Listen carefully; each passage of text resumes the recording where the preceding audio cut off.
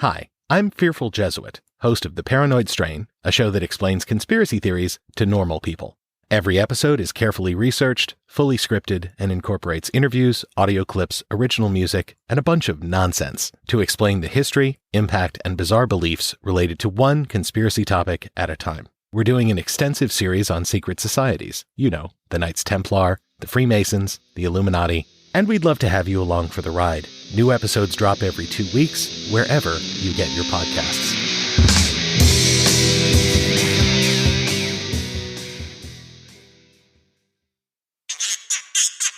A That's Not Canon Productions podcast.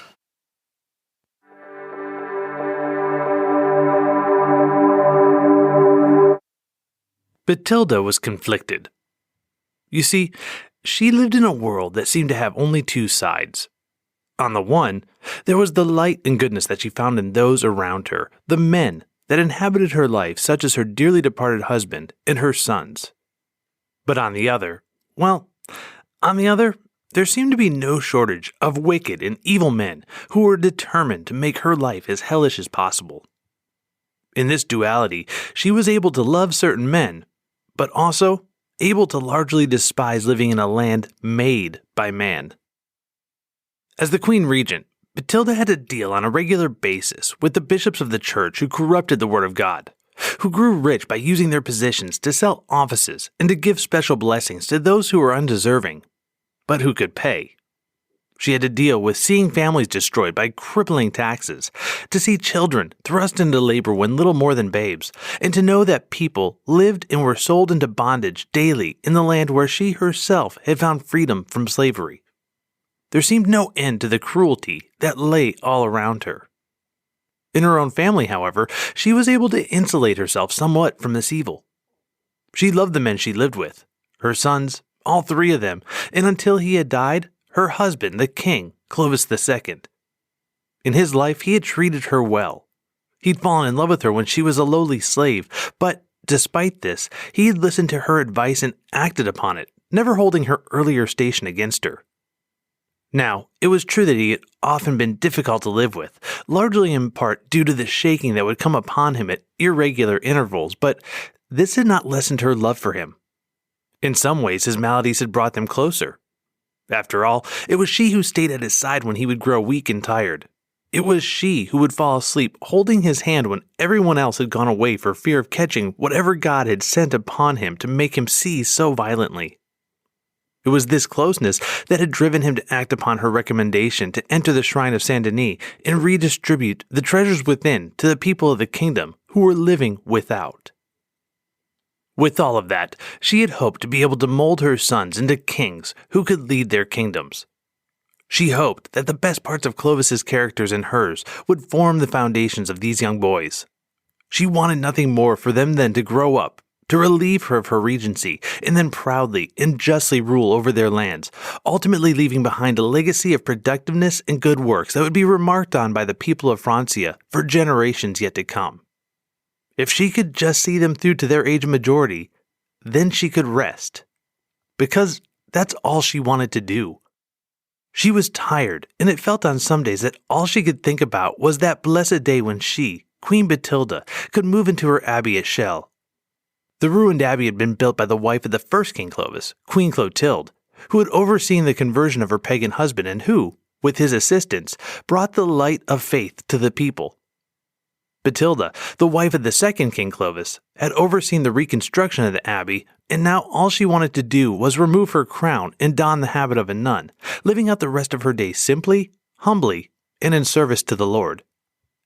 Today, however, was not that day. Today she was still firmly the queen, still having to make decisions for both her boys and for her people. Increasingly, people were coming to her for her opinion and her blessing. They wanted her advice, and they wanted her to help them live in a better and more dignified way. Without trying, she had become the most important person in the kingdom for those who felt that they had no voice.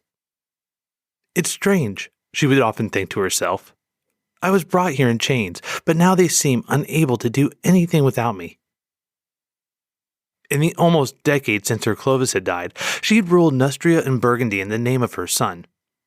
One of Clovis's last acts before his death had been to pass judgment on the traitorous mayor of the palace for Austrasia, Grimoald, and that man's son, Childebert. Grimoald had tried to usurp the Austrasian throne by placing his boy on the seat of power after the death of Bathilda's brother-in-law, King Sigisbert III, and for a few years they had successfully managed their coup and their grasp on power. Soon enough, however, things got out of control for the father and son, and the nobles in Austrasia began to long for a leader from the line of the Merovingians, the true royal family of Francia. The end of their coup had opened opportunities for Clovis to attain power and authority over all of the Franks, but he had died before that dream could come true. Bathilda, along with the help of her mayors of the palace, had been able to eventually get her second oldest son, Childeric II, set upon that throne in Austrasia. Now she was mother to 2 kings. She would rather have been the queen to one, but God's plan was not hers to question. In this mindset, the knowledge that she was but a mere servant of God, Bathilda had set out, quite unwillingly, to lay the groundwork for her son's eventual transition to power by assuming the reins of that power.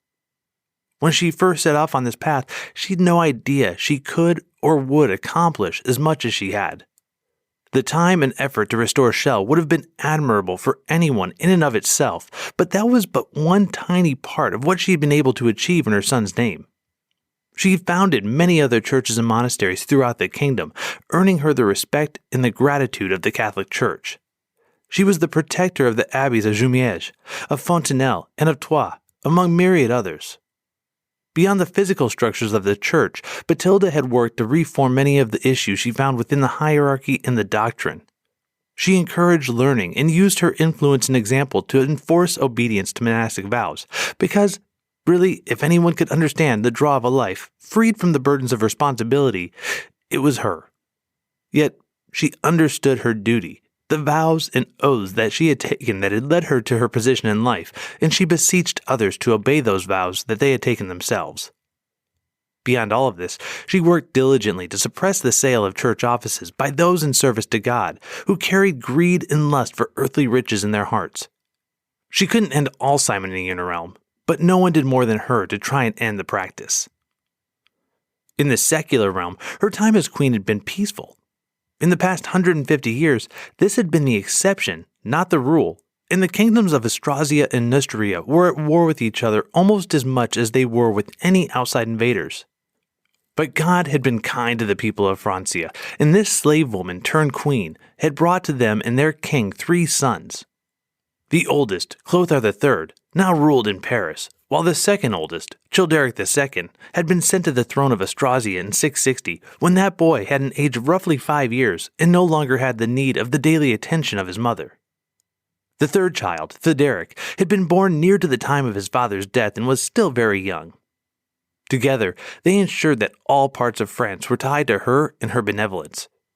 Bathilda was Queen Dowager, Queen Mother, and Queen Regent. Using the power available to her unique position, she advocated for causes near to her heart. She ended unbearable taxes that led people to sell their children into bondage, or, worse yet, to end the lives of infants that parents couldn't sustain. These same taxes restrained many from marrying, and the good queen discharged her people from these burdens, earning their love and devotion. Past all of this, she had worked to put an end to slavery, that same damnable institution that she herself had suffered in. When she could, she purchased the freedom of captives and would often emancipate boys and girls to be trained up for a life of prayer in the monasteries and abbeys of which she was patron. With all of these successes, however, and there were many, Bathilda still could not stop everyone who wanted to go astray. Oftentimes, her successes, while widely lauded by commoners, church officials, and the aristocracy alike, would bring her into conflicts with those who had benefited from the deceitful tactics she had worked against. At first, these disagreements had been small. They would often be a bishop looking to explain to her, simple woman that she was, why taking additional monies for blessings and offices was important, nay, invaluable, for the church and its flock. They would be arguments between 2 nobles over lands under their control, or they may be a complainant from among the people seeking justice for their case as they had heard King Dagobert used to do. In these cases, Bathilda couldn't help but notice that the peasant before her often spoke with an eloquence and intelligence which seemed out of sorts with a mere commoner. It was almost as if these people had been hand-picked and coached on what to say to her. Over time, despite her good deeds, the list of bishops and priests walking away from her without their 30 pieces of silver, the list of aggrieved nobles with no higher authority upon which to submit their claim for land, and the myriad peasants whose suits she had dismissed had grown into a large and ready group of conspirators who would happily see her leave her throne. They needed a leader who had as much to gain by pushing her out as they had, and they found this person, as was so often the case, in the royal court, advising the queen and her child king.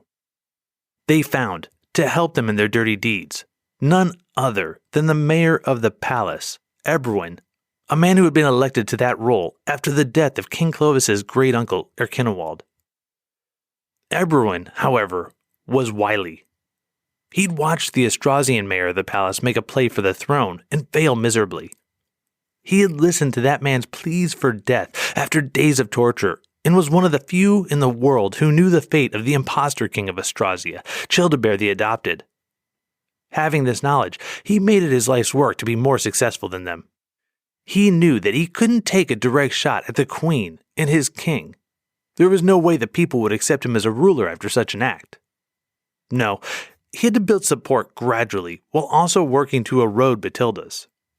And so it was that claimants kept applying to the queen for intervention on their behalf, only to be turned away disappointed and disaffected. So it was that murders of political and ecclesiastical figures would happen from time to time throughout Neustria and Burgundy, murders that the people telling of couldn't help but remark of how they served to benefit the queen. One of these murders, the murder of Bishop Annaman of Lyon, was particularly galling. The man had been unable to make it to a gathering in Orléans, and the word was circulated that he missed it because he was a traitor. No one in power actually believed this, but the word leaked out that Annaman was persona non grata with the monarch, and he was killed in the city of Chalon. No one was ever able to make a direct claim that it was the queen who ordered the murder, but no one refuted it either. It was because of this latter part, the lack of people taking up her defense, despite all of her efforts to improve their lots, that Bathilda grew ever more jaded, tired of this world, and ready for the blessings of retirement. She spoke of this dream more and more by the day, but the people around her, led by Ebroin, would tell her, "No, the people love you too greatly for you to go away." Somehow, she never quite believed what Ebroin had to say.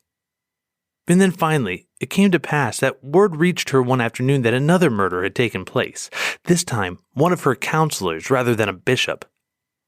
This counselor, a man named Sigisbert, had been one of her favorites. His death hit too close to home for the queen. She began to weep at the news, her breath coming quickly and just below hyperventilation. I must go. She kept repeating as she cried and rocked back and forth, looking out of a second-floor window, looking down at the courtyard. And there she saw Ebroin. Her gaze must have had a weight, because he seemed to feel it and turn around to look up at her. He smiled, an icy smirk that nearly stilled the queen's heart. And it was in this moment that she realized that he had finally won. She knew that if she remained in power as queen, many more would die, and she would never, ever be able to place the blame for one of them on her mayor of the palace. He was cruel and calculated in a way she couldn't be. She couldn't win against such an opponent. It's time, she said to the room around her and to no one in particular as she rose out of her seat in the window. It's time to leave, to go to Chelles. Pack a small bag for me, the queen ordered to one of her ladies. I'll be leaving within the hour. Tell no one of this. Bathilda's lady nodded her head in understanding at the queen's wish and set about her task. Once downstairs, she was able to get all of the supplies the queen needed without any effort. It was almost as if someone had ordered people to stay out of her way as she moved about. When she returned, she saw that the queen had transformed out of her robes and into a simple linen tunic that draped limply over her body. She wore a cap on her head, covering most of her hair, and had a brown shawl over her shoulders to provide a small amount of warmth against the coolness of the early fall evening. Queen Bathilda, in her simple clothes, made her way to the stables. Once there, she saw a carriage already prepared for her. That's odd, she thought. I didn't order it. It was then that Bathilda saw everyone again, standing in the shadows of the courtyard at an angle where he could see the whole of the stables. And she knew then what had happened. Everyone had been among those who said she couldn't leave. She was too loved, but all the while he'd been placing more and more pressure on her and making the choice to flee to an abbey inevitable. She'd wanted to go to serve the Lord, but now she wanted to go, and she had no desire to ever return. Her sons were old enough that they no longer needed their mother, and her continued presence would ensure more people would experience pain and death. She left for the abbey because it was the life she wanted, but also because it would save the lives of the people she cared for. Power for the sake of power wasn't enough for her to fight for. If everyone wanted it, he could have it. This is Thugs and Miracles.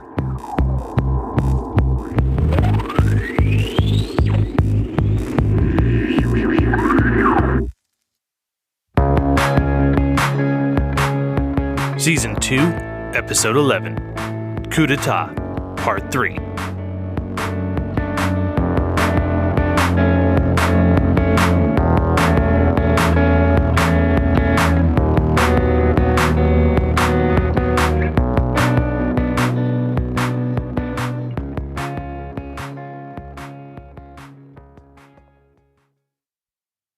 All right, welcome back. As always, I'm Benjamin Bernier. And this week we're finishing the trilogy that began back in episode 9 when Grimoald rode out into a field following the death of King Sigisbert III, collected up 2 boys, his son, Childebert, and the crown prince, Dagobert II, and then sent the latter into exile while placing the former onto the throne of Austrasia. This coup almost worked. However, unlike horseshoes and hand grenades, where almost is good enough, well, as we've seen, it wasn't good enough to keep Grimoald from likely being tortured and executed, and it wasn't good enough to keep Childebert III, also known as Childebert the Adopted, on the throne. This king, probably no older than 15 when he was captured, left the crown and left history at this point. Whether he was executed, sent into exile, or just left to his own devices remains unknown. He was simply never heard from again. Now, with Childebert and Grimoald gone, Clovis II was in a position where he was the only monarch left standing in Francia. He was so excited about this that he died. Alright, so perhaps it wasn't the excitement of victory that killed him, but he did die about a month after all of the goings-on with Austrasia. Still, this means that he was technically one of the Merovingian kings who could get to claim the mantle of King of all of the Franks. There were no other monarchs in Burgundy, Aquitaine, or Austrasia to claim co-rule, so by default, Clovis II was a ruler of all. In addition to this, there are those who would claim that Clovis took this mantle the moment his brother Sigisbert died, Childebert having no legitimate claim to the throne. We discussed why I fell on the side of Childebert III as a king last time, what with him having coins minted in his name and all, giving the impression that he sat the throne for quite a bit longer than just a week, but I can see where other people might feel otherwise. To be honest, I don't have a dog in the hunt here to get too passionate about either side of the debate, but if you fall into that other camp, then you can make the claim that Clovis II was the king of all of the Franks from 656 with the death of his brother. Either way, the title serves as little more than a personal adornment for Clovis, as he didn't really do much with it, whether he held it for a month or for a year. We also mentioned last week that the time frame of the capture of Grimoald and Childebert is open to debate, and this has consequences insofar as who was actually in charge of Neustria when they would have been brought back to Paris for judgment. Most of the sources I found place the death of Clovis II somewhere between 655 and 658, and the Vita Sanctae Bathildis, the hagiography written to support Bathilda's case for canonization, has his death in 657. I'm willing to go with this latter date, if for no other reason than the temporal proximity of the Vita to the actual life and times of Bathilda. This means that Grimoald and Childebert would not have gone in front of Clovis if they were caught later than this date. Last episode, I said that this may have left them to go in front of Grimoald, Clovis's great uncle and the mayor of the palace. Well, in this one I'll say mea culpa, because that also probably didn't happen, given that, according to de Maiseret, quote, "The government of the mayor at Grimoald ended with his life, which happened in a few months after the death of Clovis II, or, as others say, a short time before. The French bestowed that office upon Ebroin, a man active, valiant, and who, being greatly in friendship with the most holy men of these times, and founder of some churches, was held a good man." End quote.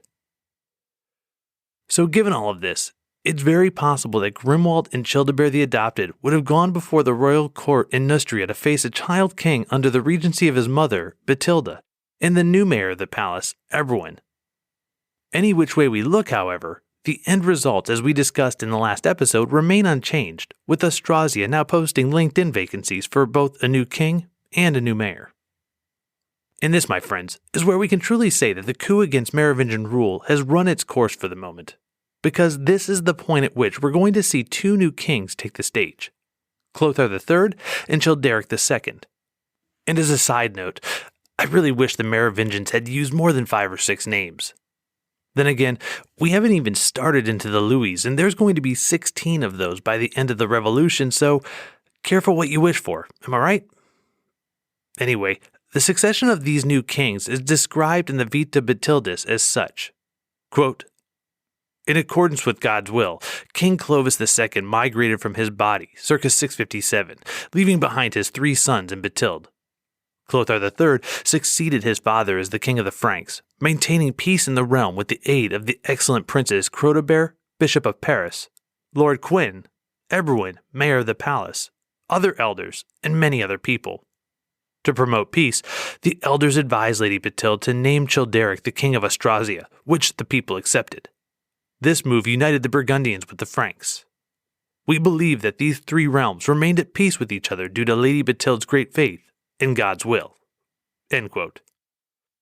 Now, there's a third son, Theuderic, who's basically an infant at this point and doesn't get into the fray yet. As I've said about others, put a pin in his name because, like the Terminator, he'll be back. Okay, for what it's worth, today's opening story largely stays true to that history, or the hagiography at least, of what we know about Bathilda. She appears to have been a truly good queen and ruler, especially given that she would have no political training whatsoever. There are unverified rumors that she may have been a Saxon princess at one time in her early life, thus providing her with an understanding of court functions and general political thought, but come on, man. Even if she had this upbringing, we're talking about a girl that would have been violently dragged from her home and her family, taken across the channel, placed in slavery and sold to an ethnic group known for its dislike of the Saxons. To put this in a modern context, if the daughter of a Western politician was, in our day and age, captured, bound, and transported to, say, North Korea, we wouldn't exactly have high hopes for her ultimately marrying into the Kim family and rising to a position of respect and authority. Hell, there's a wonderful book called A Kim Jong-il Production by Paul Fisher that describes when this type of situation actually did happen with a South Korean film director and his actress wife, and it took everything they had just to play the game and survive the situation. They were adults and trained actors. So with all of this being said, let me bring this back to my main point. It probably wouldn't have mattered for much, one way or another, if Bathilda had ever been a part of an aristocratic or royal family, or not. As far as her rule is concerned, she really did have her hands in on building all sorts of churches, abbeys, and monasteries. She was friends with influential churchmen, to include the much revered Saint Eligius, who was the craftsman and goldsmith for several kings. And most of all, she really does appear to have been an early abolitionist, outlawing the practice of slavery, of capturing human beings for transport out of country for labor, and of selling children for work. She's said to have passed legislation that ended unfair taxation that was so burdensome as to lead some families to leave newborns and young children outside to die from exposure. And she led by example by using her own money to buy freedom for slaves, who she would then send off to her abbeys and monasteries. She was, in a way, an early version of Victor Hugo's Bishop of Digne, the man who famously purchased Jean Valjean's soul for God. Now, there is one fairly dark spot we have to acknowledge here, and it honestly most likely has nothing to do with Bathilda herself, but various histories that write about things such as the slave trade and profiteering seem to have a bad habit of tying these types of crimes back to the Jews. De Maiseret, for example, writing in the 17th century, is quoted as saying, "The good queen, Forbid those Jews that used to buy such poor innocent children and send them into foreign countries to deal any longer in so inhumane a trade." End quote. Now, the Queen's Vita, written much closer to her age than de Maiseret, never once brings up the Jews. More than likely, as we've seen so often before, the writing of historians has more to do with their times and biases than the people they're exploring, and de Maiseret doesn't seem to be different in this sense. Throw into it that in our previous talk about Dagobert, the Jews may have been pushed out of Francia altogether for a period of a century. This definitely doesn't make any sense. But anti-Semitism was nothing new by de Maiseret's time, and the idea of Jews as the other has been at play for a long, long time. More than likely, the people selling children into slavery in the 7th century were just jerks, and Jewishness had nothing at all to do with it, but it would seem that this was an easy trope to use later on for a largely Christian audience with a built-in aversion. To really neatly sum up this point, we're going to do something we've never done here before at T&M, and that's to include an audio clip from another podcast so as to drive everything home. If you remember back about 20 minutes or so ago in the beginning of this episode, we played a promo for a show called The Paranoid Strain. Well, here they are from one of their earlier episodes, describing the general state of anti-Semitism at about this time in history.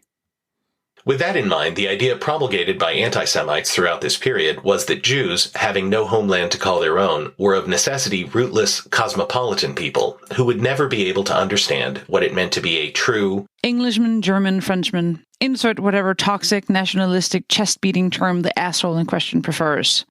Yeah, a true one of us. And so you always have to suspect that they're just in it for the money, or sometimes the blood of Christian babies. Honestly, it's hard to keep up with the nonsense. Okay, so I think we've driven that point home pretty well, but just remember to get ready to apply it over and over again as we move down the historical path. Yes, in this case it was the Jews being maligned, but we're just a few years away from the Umayyad Caliphate, entering into the Iberian Peninsula and making incursions into Francia, and you can only imagine the difficulties that ethnicity, religion, and race are going to play in distinguishing historical fact from historian bias.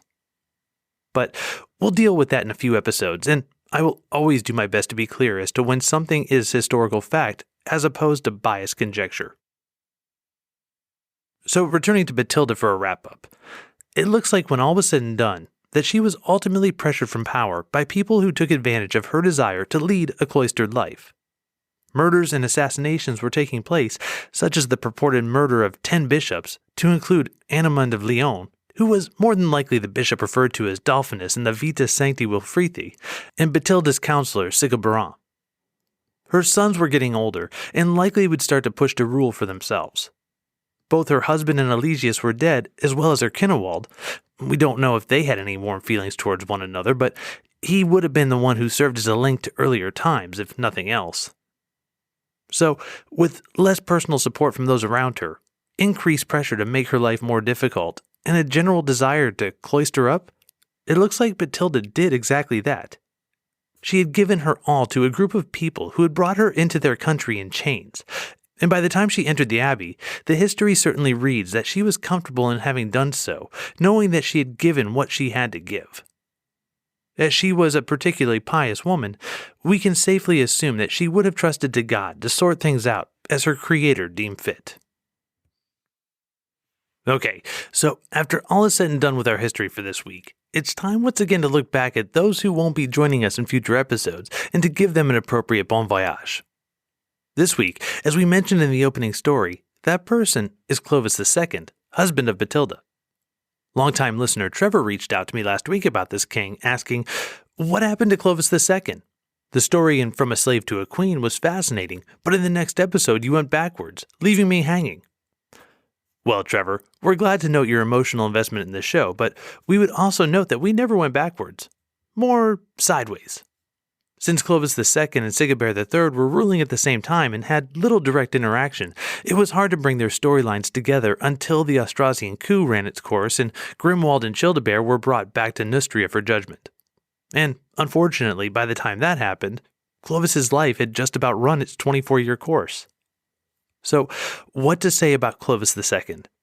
Well, He was basically king for all of his life, beginning when he was only 5 or 6 years old after his father, Dagobert I, died in 639. This means he spent a total of 9 years as king once he hit his age of majority at 15, a not insignificant length of reign. Even at that, it's likely that any actual exercise of power during this time on the hot seat would have been done by our Grimoald, the mayor of the palace, whose tenure completely overlaps Clovis's. This leaves only 3 really notable things about his life as we eulogize him: his redistribution of wealth from the Shrine of Saint Denis, his possible medical conditions, and his relationship with Bathilda. As far as Saint Denis goes, as Trevor said, we already dug into that detail in From a Slave to a Queen.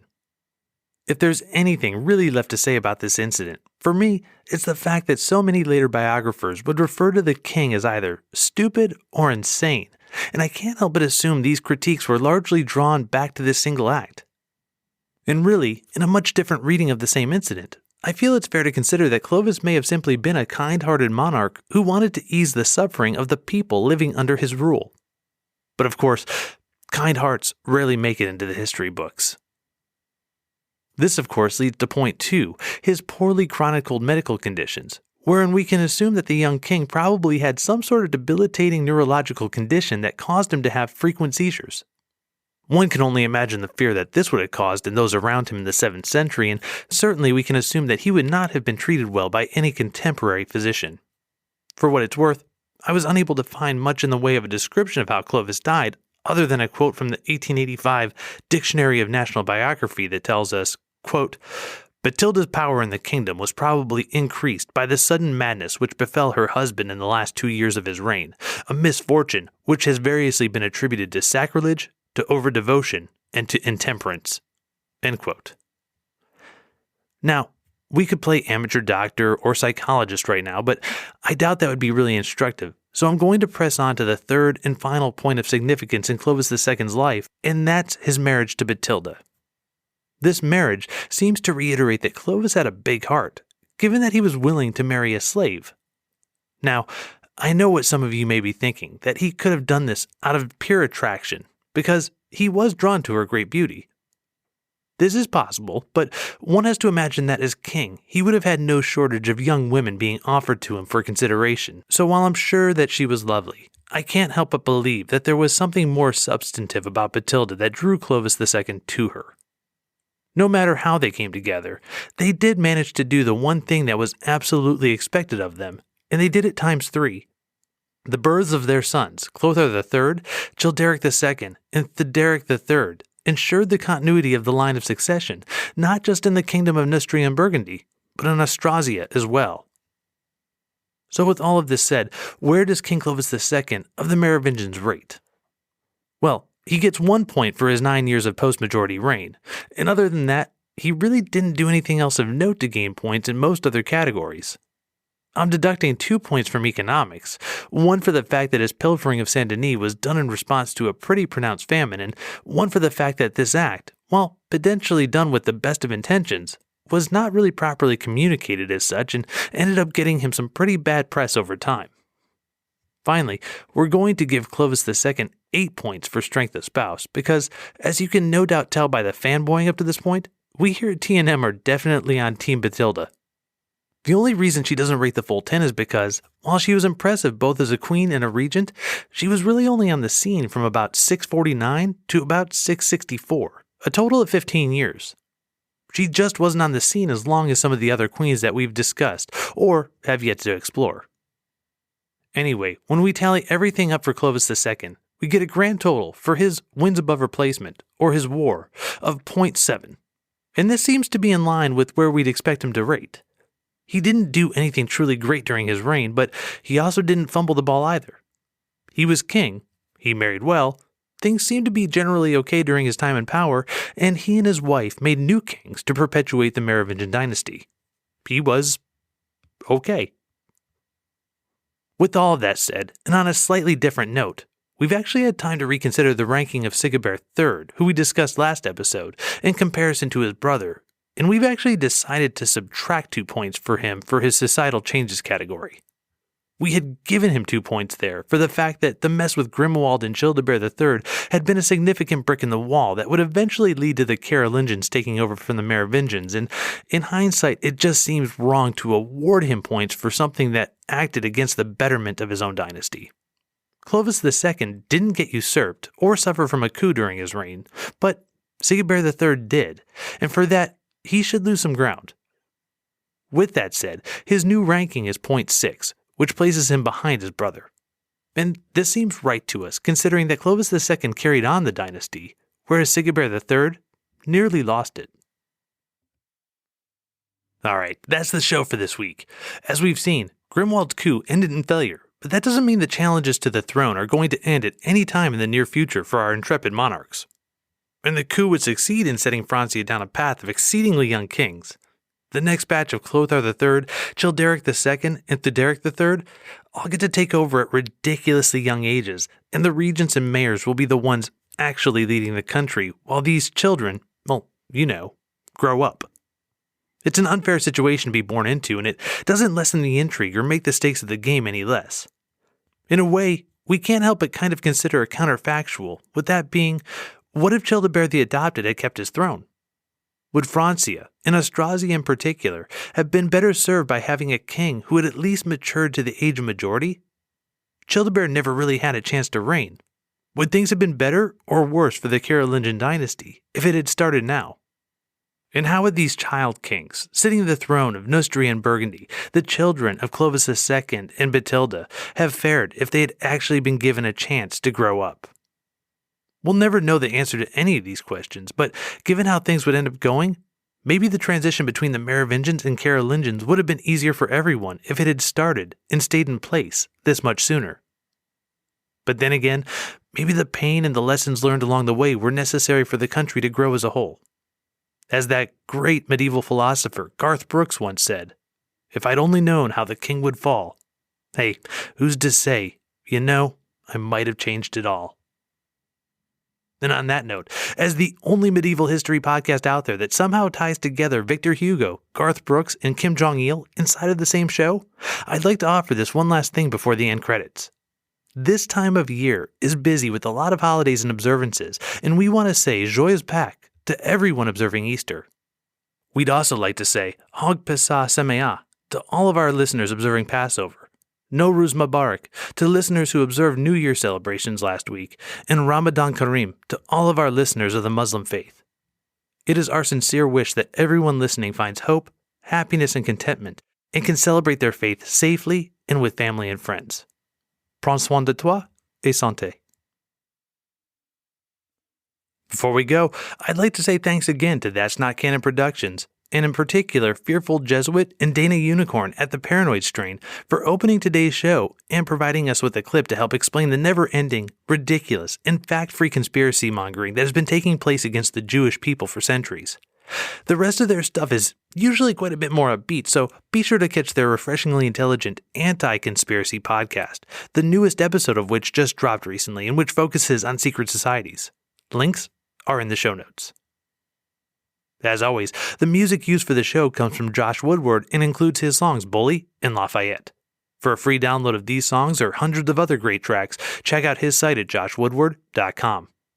Notes on this episode, an updated monarchy tree, our Instagram feed, and a list of other great history podcasts are all available online at thugsandmiracles.com. Please visit and sign up for that mailing list so that we can keep you up to date with announcements on new shows and also our monthly newsletter. Speaking of email, you can write to us at thugsandmiracles@gmail.com. You can hit us on Twitter at thugsandmiracle with no S on the end, or you can leave a comment on Facebook and Instagram at thugsandmiracles.